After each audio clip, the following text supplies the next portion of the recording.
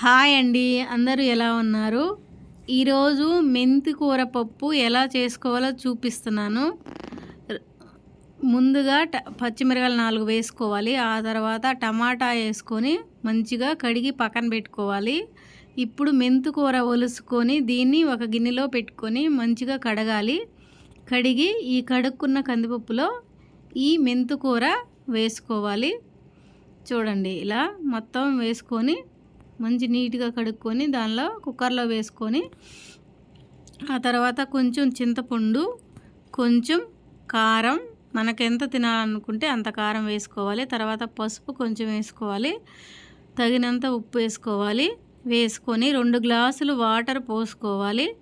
పోసుకొని ఇది కుక్కర్ మూత పెట్టేసుకొని 3 విజిల్ రావాలి. వచ్చిన తర్వాత ఇది మంచిగా మెత్తగా ఉడికిపోద్ది. అది పప్పు కర్రతో మంచిగా తిప్పి పక్కన పెట్టుకోవాలి. ఇప్పుడు మనం వేరే ప్యాన్ తీసుకొని దాంట్లో కట్ చేసుకున్న ఉల్లిపాయ ముక్కలు వేసి కొంచెం జీలకర్ర, కొంచెం ఆవాలు, కొంచెం పచ్చెనగపప్పు వేసి తిప్పుకోవాలి. అవి బాగా వెరగా వచ్చేంత తిప్పాలి. తిప్పిన తర్వాత కొంచెం ఎండుమిరపకాయలు వేసుకొని కూడా మంచిగా తిప్పుకోవాలి.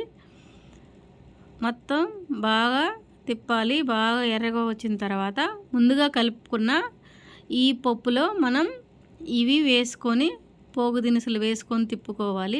ఇప్పుడు మంచిగా టేస్టీగా ఉంటుంది. ఇది బాగా కొంచెం ఉడికించిన తర్వాత బాగా తిప్పి ఉడికించిన తర్వాత ఇది తీసి ముందుగా చేసుకున్న చపాతీల్లో తింటే చాలా టేస్టీగా ఉంటుంది. మీరు కూడా ట్రై చేయండి.